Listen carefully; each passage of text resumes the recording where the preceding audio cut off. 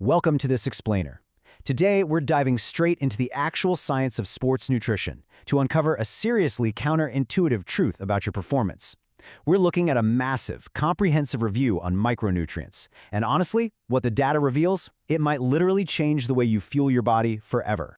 So think about this. We naturally assume that if a little bit of, say, vitamin C or iron is good for you, then massive doses must be incredible, right? Well, actually, no. For athletes who are already well-nourished, those megadoses might literally be sabotaging our hard work. You could be grinding it out in the gym or on the track, only to have your post-workout supplement routine actively working against your body's natural ability to adapt and grow stronger. Crazy, right? To get to the bottom of this, we're going to quickly break down 6 key areas. We'll look at the athletic supplement myth, iron as your oxygen engine, how antioxidants actually blunt cellular signals, vitamin D, calcium, and finally, the food-first approach. All right, Section 1, the athletic supplement myth. Let's take a quick look at how common this practice actually is in the athletic community to set the stage. Studies show that roughly 50% of athletes use vitamin or mineral supplements. Think about that. Half of all competitors out there are actively popping these isolated nutrients. Mostly, they're just trying to correct perceived deficiencies or artificially speed up recovery. And hey, the intent is great. Everyone wants to optimize their health and get that competitive edge. But as we're about to see, good intent doesn't always equal biological reality. So it all comes down to this really crucial concept, the Goldilocks Principle. Taking too much of a supplement can actually impair the body's natural physiological response to exercise stress. You see, the physical stress from your workout is exactly what tells your body to grow stronger, faster, and more resilient.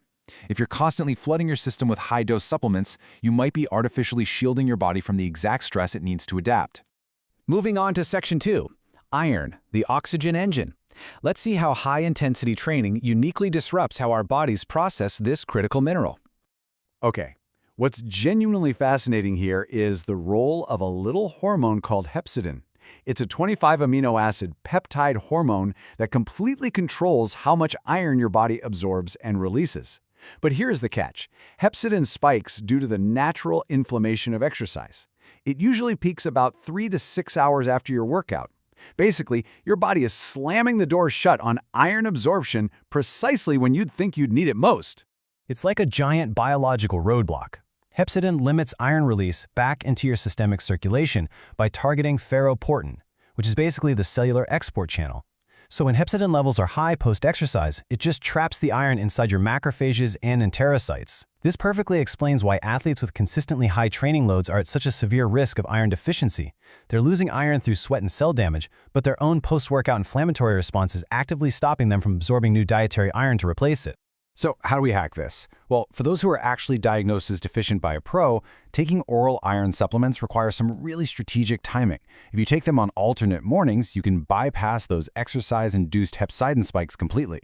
By doing this trick, research shows you can boost your serum ferritin by a massive 40 to 80% over a 12-week period. So it's not just about taking the pill, it's about outsmarting your own hormones. All right, Section 3, antioxidants, blunting the signal. Prepare yourself, because this is perhaps the most surprising finding in this entire explainer. For decades, we've been told that oxidative stress and free radicals are the ultimate enemy, right? We think we need to neutralize them immediately. But here's the reality. During exercise, these reactive oxygen species are actually essential signal flares. When you really push your muscles, they generate these molecules. And they aren't just damaging byproducts, they are the exact chemical messengers that tell your body it's time to adapt. Honestly, it's like a fire alarm that tells the cellular firefighters to show up and rebuild your muscles even stronger. And this completely flips how we usually think about supplements. Taking massive doses, like 1,000 milligrams of vitamin C, acts like a massive fire hose. You end up putting out that signal flare before the muscle ever gets the message to adapt. Sure, you might reduce a little muscle soreness in the short term, but you're actively blunting your cellular signaling and mitochondrial biogenesis. Whole foods, on the other hand, they provide this perfect synergy. They give you just enough antioxidant protection to stay healthy without muting your body's natural adaptation response. Let's pivot to Section 4, vitamin D, sunshine, and strength. This is a totally unique nutrient because over 95% of our supply comes from our own endogenous production, not our plates. It's a wildly elegant 5-step process to create active vitamin D. It starts with UVB radiation hitting a compound called 7-dehydrocholesterol right in your skin. From there, it undergoes this heat-induced isomerization, moves through your liver for its first hydroxylation, and finally travels to the kidneys to become the active calcitriol form. Because it's synthesized through this complex chain, it actually acts a whole lot more like a hormone than a traditional vitamin. And since it relies so heavily on sun exposure, certain groups of athletes are at a massive risk of deficiency. I mean, if you're a gymnast training indoors all day, a winter sports competitor, or an athlete with very dark skin that naturally blocks UVB radiation, your natural production drops off a cliff. And this matters immensely. A deficiency here can seriously compromise your muscle strength and dramatically increase your risk of catching upper respiratory tract infections. Next up, Section 5, calcium, building the foundation. This is a mineral that's absolutely fundamental to muscle contraction, and athletes lose it rapidly through their sweat.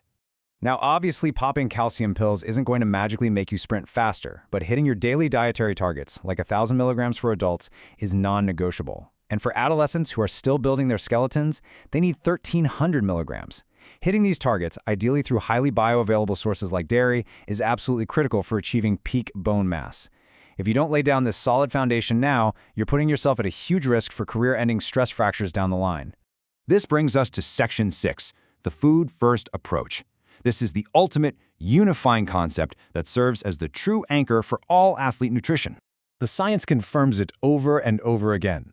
The natural nutrient matrices found in whole foods, plants, dairy, lean proteins, they just work better. They deliver vitamins and minerals in the perfect, naturally occurring ratios that human bodies actually evolved to process. This means supplementation should really be a highly targeted surgical tool for specific diagnosed deficiencies, like timing your iron to dodge hepcidin rather than just some daily blanket strategy that might be pouring water on your hard-earned cellular signal flares. I absolutely love this quote from the literature review because it just completely cuts through all the supplement marketing hype. It beautifully summarizes the biological reality. Currently, the balance of the literature suggests that micronutrient supplementation in well-nourished athletes does not enhance physical performance. Basically, if you're already eating a balanced, colorful diet packed with whole foods, throwing massive megadoses of synthetic micronutrients on top of it, it's just not the secret to unlocking elite performance. So I'm going to leave you with this provocative thought to chew on. Take a really close look at your own nutritional routine today. Are you truly fueling adaptation with a targeted food-first approach? Or are you accidentally blunting the very gains you're sweating so hard for with a blanket high-dose supplement strategy? The science is super clear, and the power to optimize your physiology is entirely in your hands. Thanks for joining me on this explainer, and remember to always keep questioning what you think you know.